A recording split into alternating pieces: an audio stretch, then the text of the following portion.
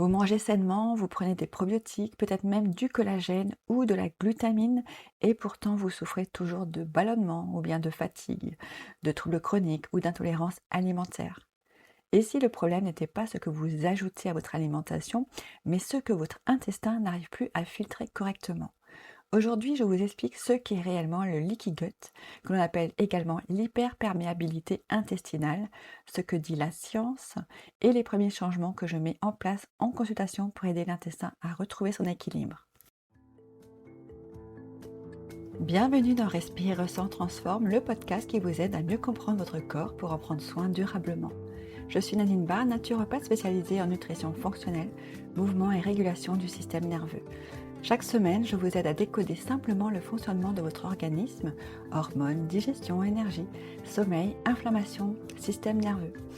Mon objectif est simple, rendre la santé accessible à toutes les femmes avec des explications claires, des conseils concrets et des solutions que vous pouvez appliquer dès aujourd'hui. Parce que lorsqu'on comprend pourquoi son corps réagit d'une certaine façon, il devient beaucoup plus facile de faire les bons choix et de les tenir dans le temps. Alors installez-vous confortablement, prenez une grande inspiration et bienvenue dans un nouvel épisode de Respire, Ressent, Transforme. Bonjour et bienvenue dans ce nouvel épisode de Respire, Ressent, Transforme avec ce premier épisode de la saison 3. Aujourd'hui, nous allons parler d'un sujet dont on entend énormément parler sur les réseaux sociaux, le leaky gut ou l'hyperperméabilité intestinale. On voit passer beaucoup d'informations, certaines personnes disent que c'est la cause de toutes les maladies, d'autres affirment que cela n'existe pas.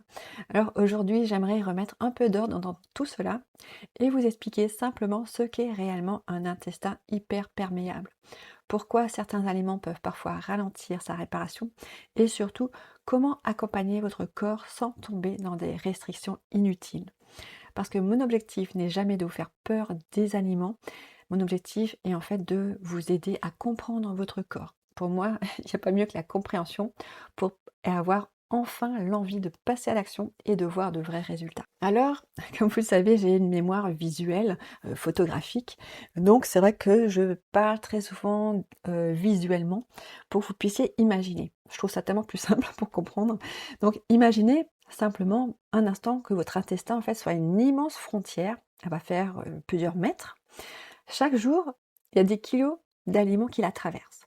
Son rôle va être vraiment fascinant parce qu'en fait, les intestins jouent un rôle énorme dans notre organisme. Et donc là, son objectif va être de nourrir votre corps et de bloquer tout ce qui pourrait lui nuire. Pour accomplir cette mission, les cellules en fait qui tapissent votre intestin sont reliées entre elles par de minuscules structures qu'on appelle en fait les jonctions serrées. Alors, j'aime bien les comparer à des petites fermetures éclairs, c'est-à-dire qu'elles ouvrent juste ce qu'il faut pour faire passer les nutriments dont votre organisme a besoin. Donc ça peut être les acides aminés qui sont issus des protéines, les vitamines, les minéraux, les acides gras ou encore de l'eau. En revanche, elles doivent rester bien fermées face aux intrus comme certaines bactéries, certaines toxines, les virus, les fragments d'aliments qui n'ont pas été complètement digérés.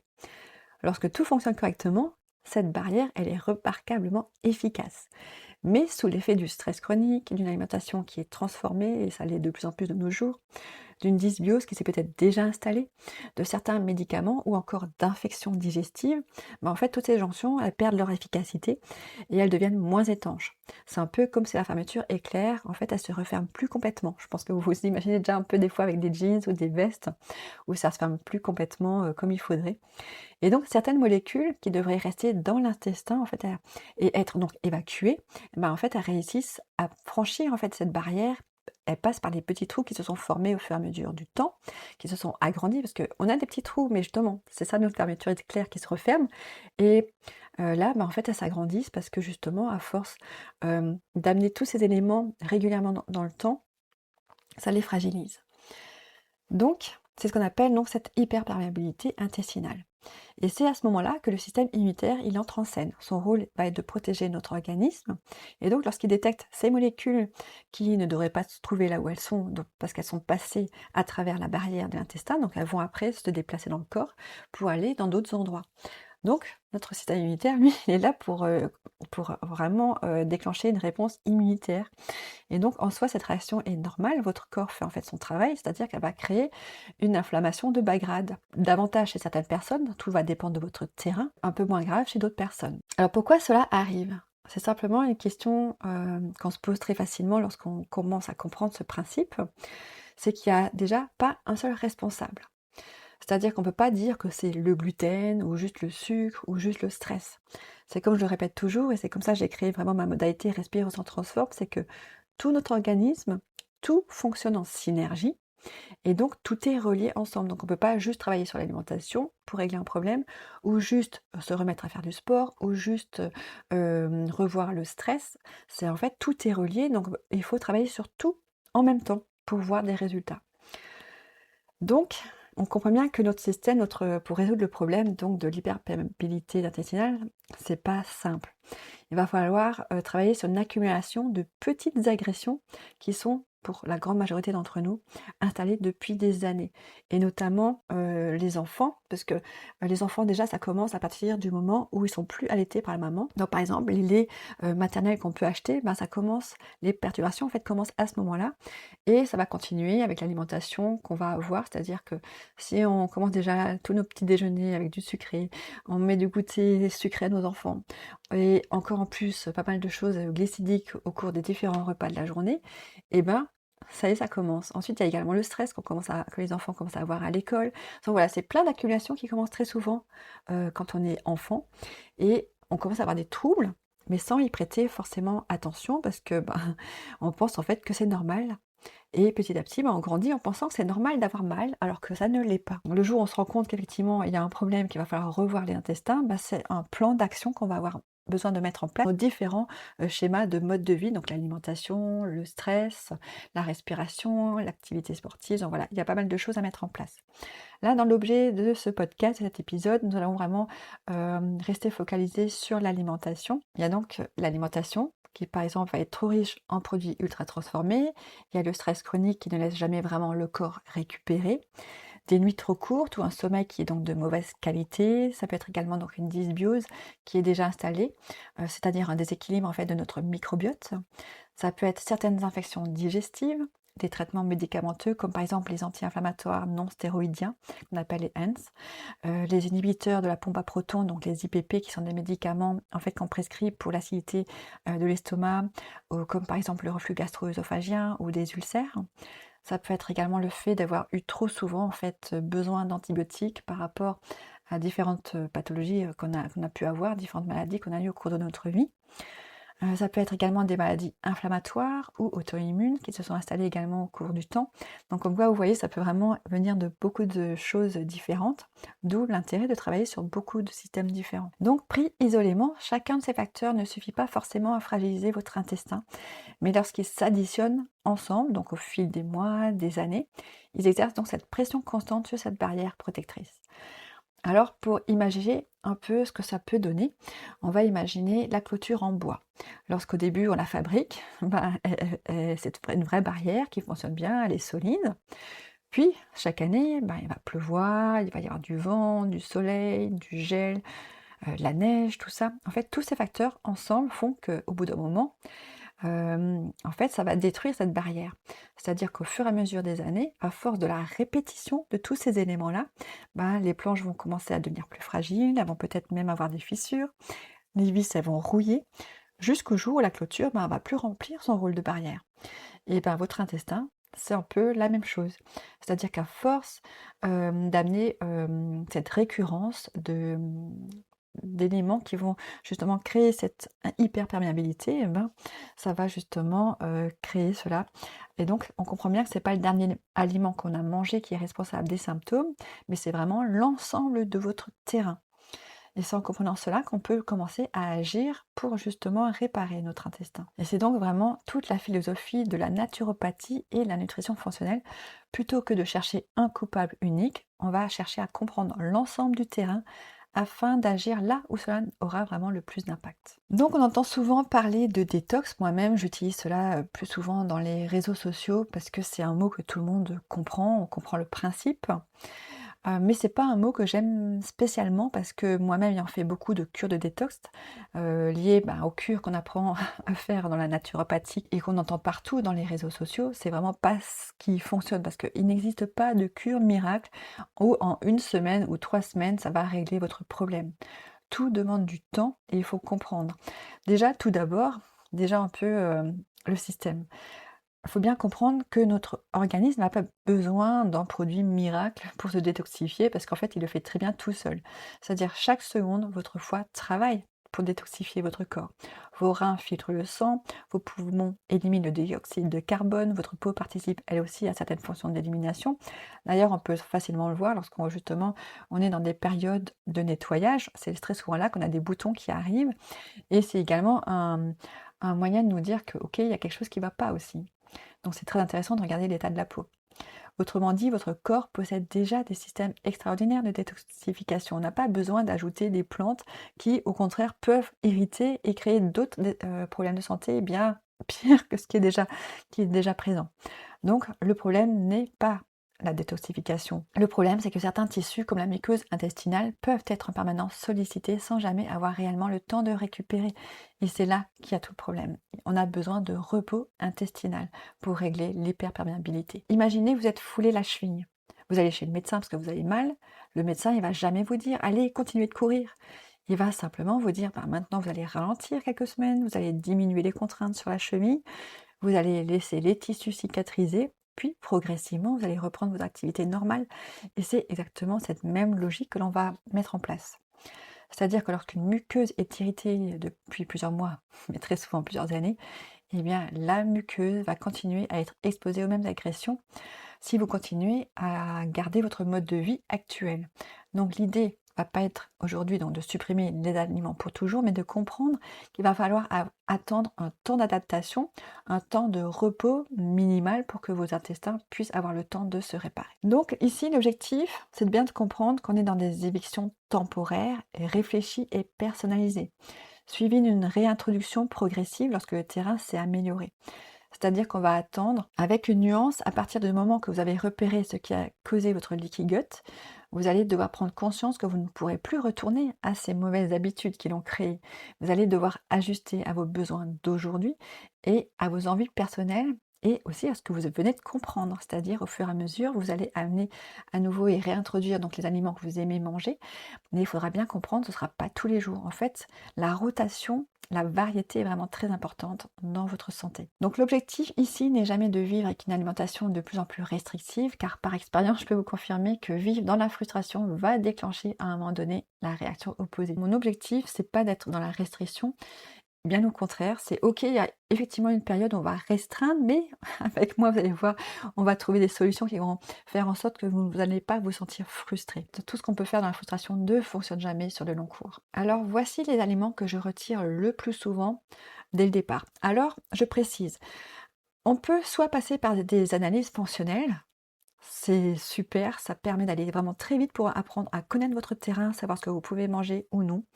Maintenant, il faut faire beaucoup d'examens différents, ça a un coût, donc tout le monde ne peut pas se le permettre. Alors il y a une technique que moi j'utilise avec la grande majorité des personnes qui me consultent, c'est en fait, OK, on va devoir enlever certains aliments, mais en fait qui très souvent, pour la grande majorité d'entre nous, en fait, c'est ce qu'il faudrait de toute manière enlever.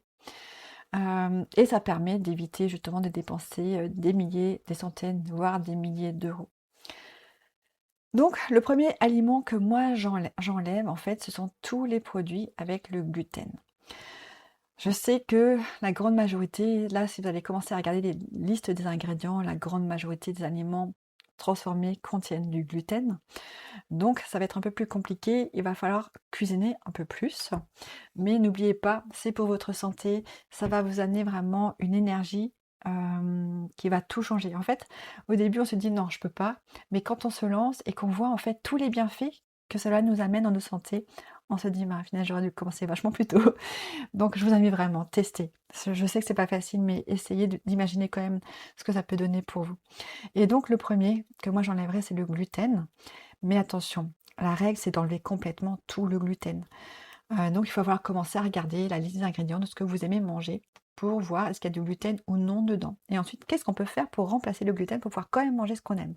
Donc ça, ce sera, je vous en parle davantage dans mes réseaux ou dans mes programmes en ligne ou mon accompagnement. Donc, pourquoi on a besoin d'enlever ce gluten? Déjà, il y a des personnes qui ont la maladie cœliaque ou qui sont intolérants. Ensuite, il faut comprendre un principe. En fait, certaines protéines qui sont contenues en fait dans le gluten, notamment la gliadine, elles vont stimuler en fait la production de protéines qu'on appelle la zonuline. C'est le système en fait qui va permettre d'ouvrir et de refermer en fait la fermeture éclair, dont j'ai parlé juste avant. La zonuline, ça va permettre d'ouvrir temporairement les jonctions serrées entre les cellules intestinales, ce qui est donc un mécanisme totalement normal lorsqu'il est bien régulé, mais lorsqu'on a justement ces problèmes de leaky gut, eh ben, justement, elle va avoir cette tendance à ne plus fonctionner comme elle devrait l'être et donc à rester ouverte.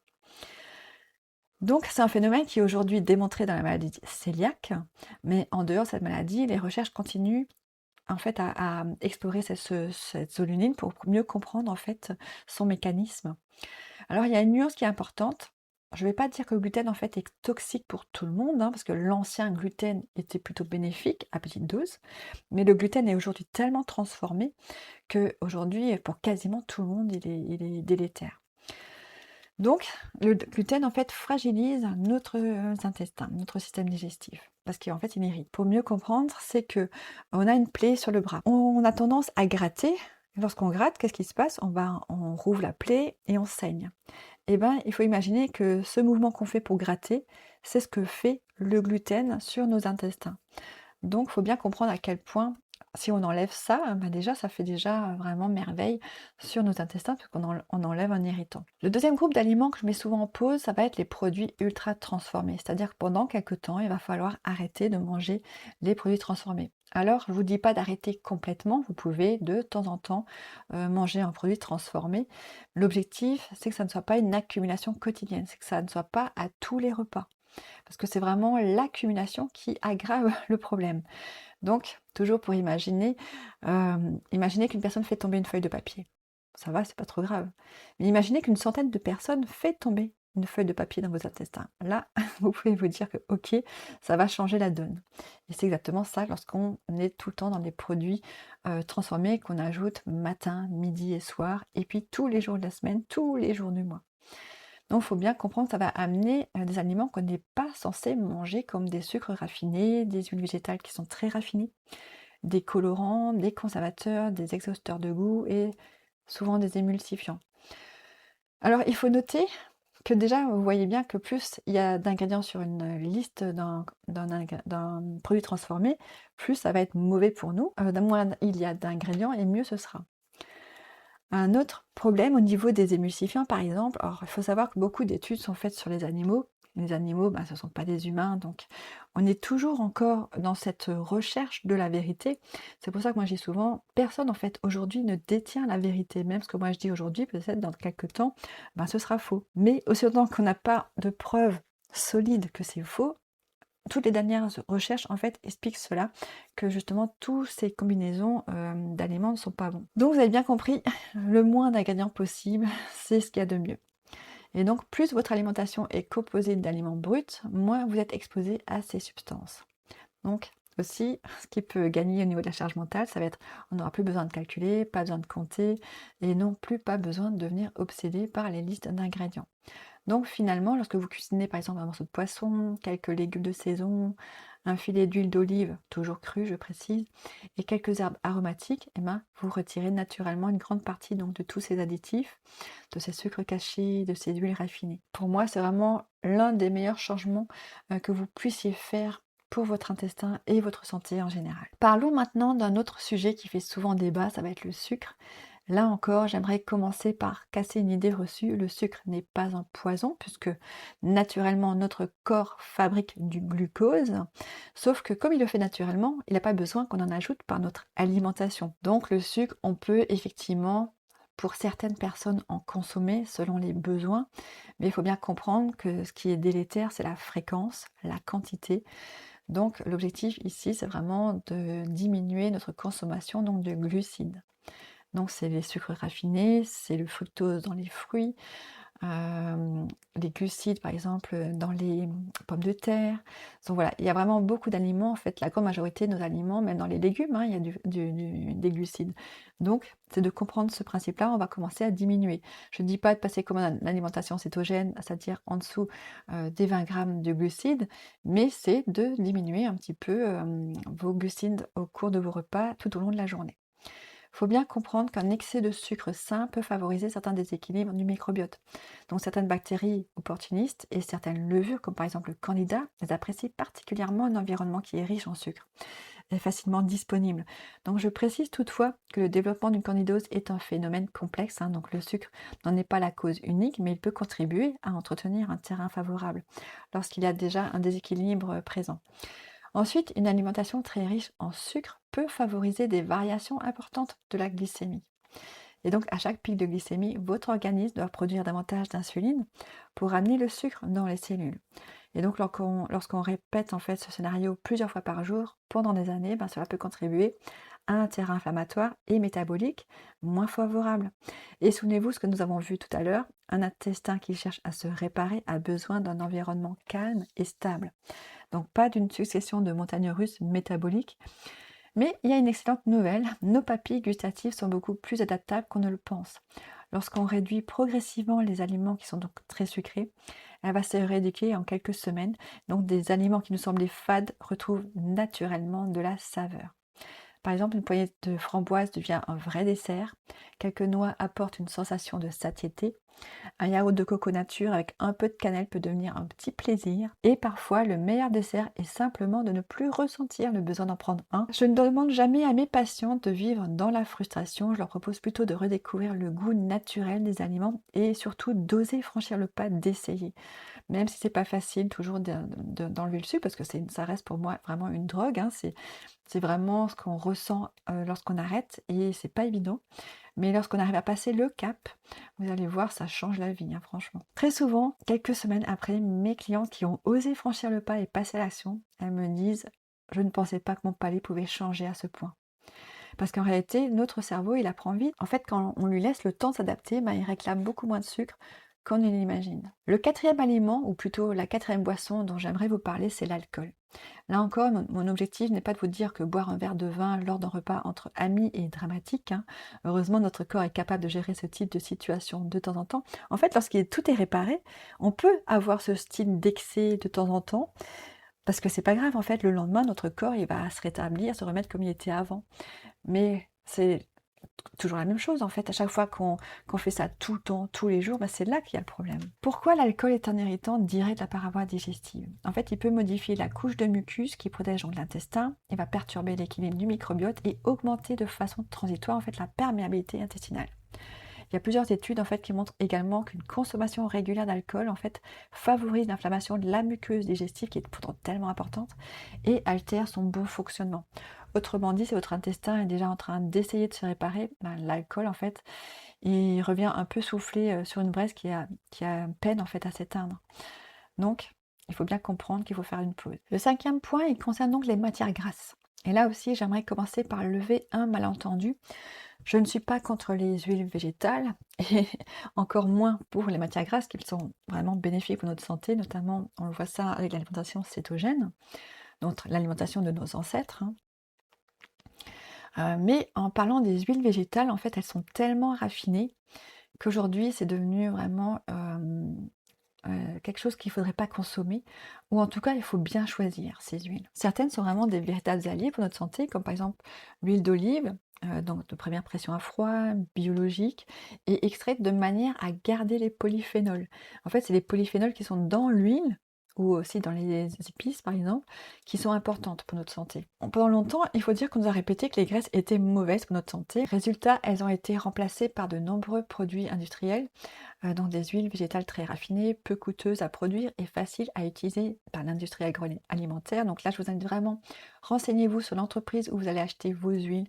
Donc, il faut aussi savoir que ces huiles, on les retrouve partout, donc dans les produits transformés comme les biscuits, les plats préparés, les sauces, les chips, les céréales, les viennoiseries. Et donc, sans s'en rendre compte, on en consomme encore plus, comme notamment l'huile de tournesol, de maïs, de soja, pépins de raisin ou de colza. Attention, elles sont naturellement riches en oméga 6 et les oméga 6 ne sont pas des ennemis, mais on ne doit pas en consommer beaucoup en fait.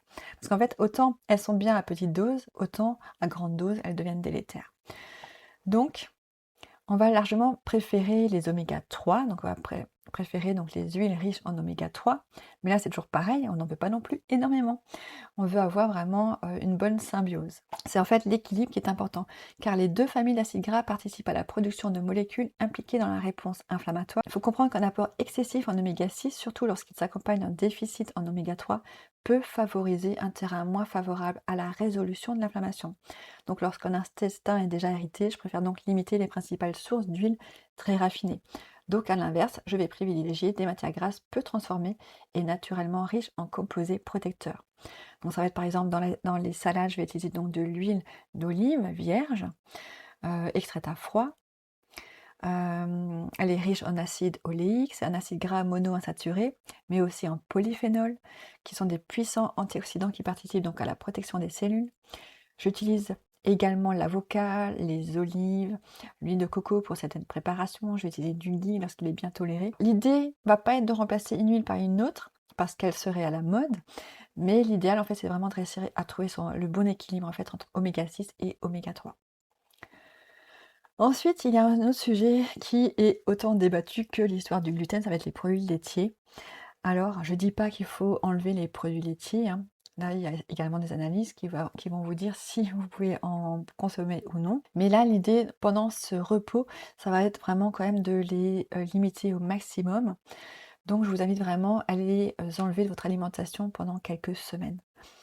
Alors, certaines personnes, il faut savoir qu'elles les digèrent bien, d'autres, malheureusement, elles n'ont pas ce qu'il faut pour bien les digérer, donc c'est là où effectivement il faut faire attention. Ensuite, certaines personnes, il y a le lactose qui va poser problème. Donc, le lactose, c'est un sucre qui est naturellement présent dans le lait. Et donc, pour le digérer, notre organisme a besoin en fait de l'enzyme qui est appelée la lactase. Or, chez beaucoup de personnes, en fait, cette enzyme, elle va diminuer progressivement avec l'âge. Et donc, le lactose sera beaucoup moins bien digéré. Ensuite, il y a également la caséine qui est dans le lait. Donc, c'est de la protéine en fait du lait. Donc là, c'est pareil, il y a des caséines A1, des caséines A2. Là aussi, ça fera l'objet d'un épisode à part parce que c'est une longue histoire à expliquer. Donc, je vous invite vraiment, en tout cas dans les premiers temps, à limiter donc les produits laitiers et pour la cuisson à utiliser du ghee. Après le gluten, on me demande souvent, est-ce qu'il faut arrêter aussi toutes les céréales? Et moi, franchement, je vous invite à complètement l'arrêter, au moins le temps de ce repos intestinal. En nutrition fonctionnelle, j'essaie de sortir en fait de cette logique où un aliment est soit bon, soit mauvais. En fait, la question est plutôt est-ce que cet aliment est bien toléré par votre organisme aujourd'hui? Chez une personne qui n'a aucun trouble digestif, il n'y a souvent aucune raison de retirer ces céréales. Quoique, maintenant que je me forme un peu justement dans l'alimentation paléolithique, que je lis des études sur l'alimentation de nos ancêtres et voir en fait le résultat sur leur santé, je vous dirais d'arrêter complètement. Maintenant, je sais que c'est pas facile parce qu'en fait, c'est certainement un des aliments qu'on a le plus dans notre alimentation aujourd'hui. Donc voilà, je vous invite vraiment à écouter ce que vous ressentez. Mais en tout cas, pour l'objet de cet épisode, donc le repos intestinal, je vous invite vraiment à le supprimer pour les prochaines semaines. Ensuite, il y a également les fruits très riches en fructose. Alors les fruits font partie d'aliments que l'on associe spontanément à une alimentation saine. Et c'est vrai parce qu'elles apportent des vitamines, des minéraux, des fibres, de nombreux polyphénols. Bon, pas autant que ça, mis à part les myrtilles. Et ces molécules végétales nourrissent en fait notre microbiote et donc protègent nos cellules du stress oxydatif. Donc c'est intéressant d'avoir des fruits. Mais le fait de manger des fruits, ça amène également du fructose. Donc il faut vraiment bien choisir les fruits que l'on va consommer. Et un point crucial, c'est jamais consommer des fruits seuls. Il faut toujours les consommer soit à la fin d'un repas, soit si c'est pour une collation, on va d'abord manger des oléagineux, donc par exemple des noix juste avant. Alors, je pense notamment aux personnes qui souffrent d'un SIBO, c'est-à-dire une prolifération en fait excessive de bactéries dans l'intestin grêle ou d'une dysbiose importante. Dans ces cas-là, certains sucres peuvent être moins bien absorbés. Et lorsqu'ils restent dans l'intestin, ils deviennent une véritable source de nourriture pour les bactéries. Donc, résultat, elles fermentent. Avec les fruits, c'est la fermentation. Avec la viande, c'est la putréfaction, hein. Donc, c'est deux choses différentes qu'il faut voir au niveau de l'intestin. Donc, cette fermentation peut produire des gaz responsables de ballonnement, de douleurs abdominales, de gargouillement ou encore d'une sensation de ventre gonflé après les repas. Donc c'est un peu comme si vous alimentiez un feu déjà bien allumé. Donc le problème, c'est pas le bois, le problème c'est qu'il y a déjà trop de flammes. Et donc chez une personne qui a des problèmes de digestion, elle va être absorbée avec difficulté, d'où encore plus l'importance de consommer avec un repas ou des oléagineux. Mais lorsqu'il existe un déséquilibre du microbiote et donc un trouble de l'absorption, un excès peut contribuer à entretenir ces fermentations. C'est pourquoi je propose parfois de limiter au moins pendant quelques semaines les fruits les plus riches en fructose ou en sucre concentré. Donc ça va être par exemple les raisins, les mangues, les dattes, les figues, les fruits secs ou encore les jus de fruits. Je vous invite pendant cette période de repos, au moins les premières semaines, à éviter complètement. Et puis petit à petit, vous allez pouvoir commencer à ajouter à nouveau des fruits qui sont mieux tolérés, comme par exemple les fruits rouges, donc les myrtilles, les framboises, les fraises, les mûres. En fait, c'est ce qu'on utilise en alimentation cétogène parce que ce sont les fruits les moins riches en fructose. Ensuite, un peu plus tard, vous allez pouvoir ajouter également le kiwi, qui est très intéressant. Et surtout, j'encourage à manger le fruit entier et arrêter donc les jus de fruits, voire les smoothies. Et parce que les fibres, en fait, ralentissent naturellement l'absorption des sucres et améliorent souvent leur tolérance digestive. Donc lorsque vous les cassez les fibres, en fait, en faisant des jus, ben, vous arrêtez, en fait, ce principe d'absorption et de régulation du sucre. Donc, mais là encore, retenez bien une chose, cette stratégie n'a pas vocation à durer toute la vie. L'objectif n'est pas de supprimer les fruits, au contraire. Mais une fois qu'en fait vos symptômes auront diminué, que vous aurez retrouvé votre équilibre digestif, vous allez pouvoir petit à petit amener à nouveau ces fruits. Ensuite, pour terminer en fait cette liste, je vais quand même parler du café. Je sais que certaines d'entre vous vont peut-être retenir leur souffle parce que c'est vrai qu'on a tendance à boire beaucoup de café. On pense que le café va nous maintenir en forme alors que en fait c'est pas le cas.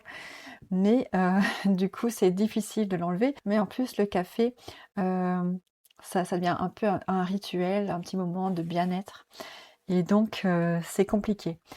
Mais dans cette période de transition, je vous invite vraiment à retirer en fait le café pendant au moins les 2-3 premières semaines. Parce que le café, il a aussi des fonctions intéressantes pour notre santé, mais que le matin, donc on arrête de toute manière à partir de midi, on ne boit plus de café. Mais là, on va vraiment l'arrêter. Alors pourquoi? Lorsqu'une personne souffre d'une gastrite ou d'un reflux gastro-œsophagien, de diarrhée fréquente ou d'un système nerveux qui est déjà complètement épuisé, en fait, c'est complètement différent. Le café, en fait, se contente pas de réveiller notre cerveau, il stimule aussi notre système digestif. Et chez certaines personnes, il augmente la sécrétion d'acide gastrique.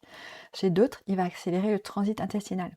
Et chez beaucoup, il va stimuler également la production d'adrénaline et de cortisol, nos principales hormones de vigilance.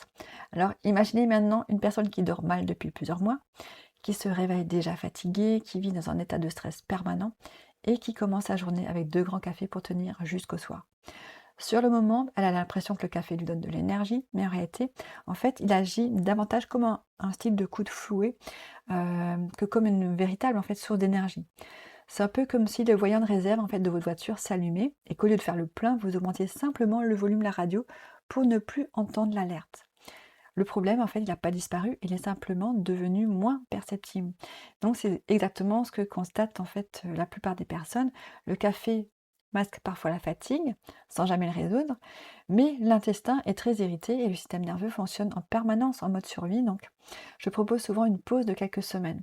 Pas parce que ce café est un ennemi, mais parce que justement il va créer pas mal d'enchaînements derrière qui vont continuer à perturber encore plus l'intestin. Après tout ce que nous venons de voir, j'aimerais vous partager ce qui est à mes yeux le message le plus important de cet épisode.